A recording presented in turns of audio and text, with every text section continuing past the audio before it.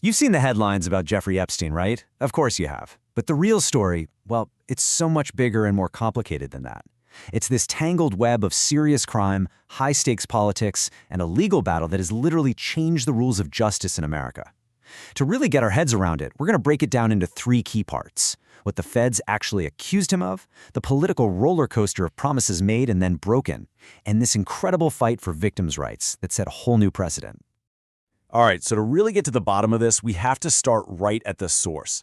What you're looking at here isn't a news article or some online rumor. This is the real deal. It's the 2019 federal indictment from the Southern District of New York. This is the government's formal official accusation. And believe me, it lays the groundwork for absolutely everything that comes next.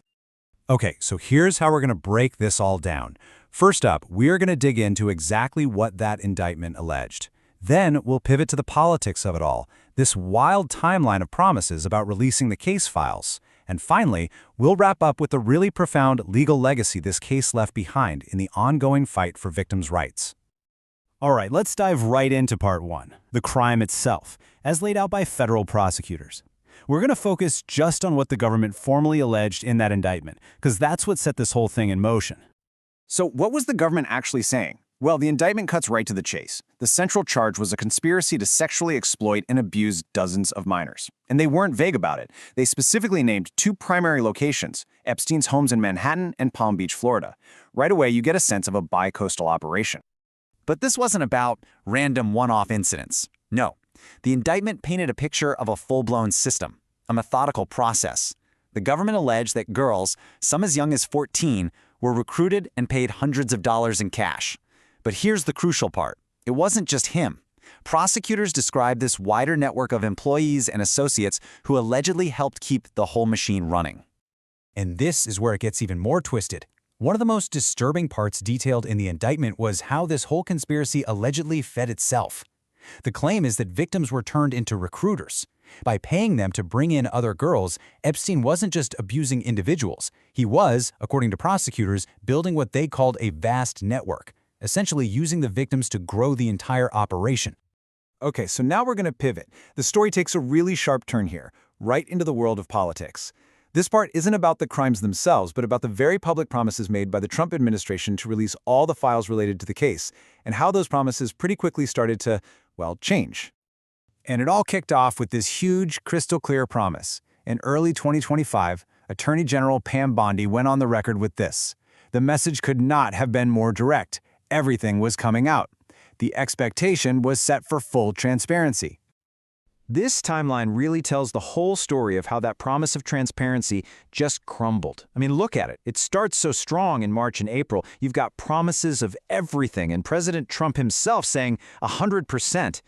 But then, look what happens in May. That's the turning point. AG Bondi briefs the president and tells him his name is in the files. And what happens right after that? The entire public message changes. The FBI starts tamping down on conspiracy theories. By June, the reason for not releasing things suddenly becomes about protecting victims. And by July, bam, a DOJ memo slams the door shut. The reversal is complete, and it is stark. And if there was any doubt left, this quote from then FBI Director Kash Patel just says it all. Not doing it. You want to hate me for it? Fine. In just a couple of months, the official stance went from total transparency to total defiance. And this didn't just happen behind the scenes. It became its own political firestorm. And now for our final act. We're moving beyond the crime and the politics to look at what might just be the most enduring legacy of this entire saga. This is about a landmark legal fight that has fundamentally reshaped how we think about victims' rights in the American justice system. At the very heart of this legal battle is a law called the Crime Victims' Rights Act, or CVRA for short. It was passed back in 2004, and the goal was pretty straightforward: make sure victims have a real voice in the justice system. It gives them a bunch of key rights, but the one that became absolutely critical here was the right to confer. Basically, the right to talk with the prosecutor handling the case.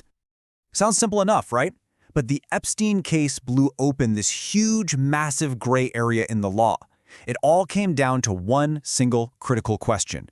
When do a victim's rights actually kick in? When does that clock start ticking? And this is where the legal fight really gets heated. You've got two sides pulling in opposite directions. On one side, the argument is that victims' rights should start during the investigation phase. before any formal charges are even filed. But the other side argued, hang on, you're not technically a crime victim until a crime has been charged, and giving victims a seat at the table too early could tie a prosecutor's hands. This was way more than just a legal debate. It had massive, real-world consequences. And here is exactly why this legal question mattered so much in the Epstein case. Prosecutors struck a secret non-prosecution deal with him before filing any federal charges. And because of that timing, the victims were completely left in the dark. They never got their chance to talk to the prosecutor because, according to one interpretation of the law, their rights hadn't even started yet. So, when you step back and you look at the whole picture, you see it, right? It's not three separate stories. It's one story where a criminal conspiracy was tangled up in political maneuvering, which then exposed a fundamental problem in how our legal system is supposed to protect victims. Each part of this story made the next part possible. Ultimately, this case forces us to look beyond just one person and ask a much bigger, much more uncomfortable question. What does the whole Epstein saga really tell us about where power, politics, and justice all collide in America? And maybe more importantly, has anything actually changed? That's the question we're left with.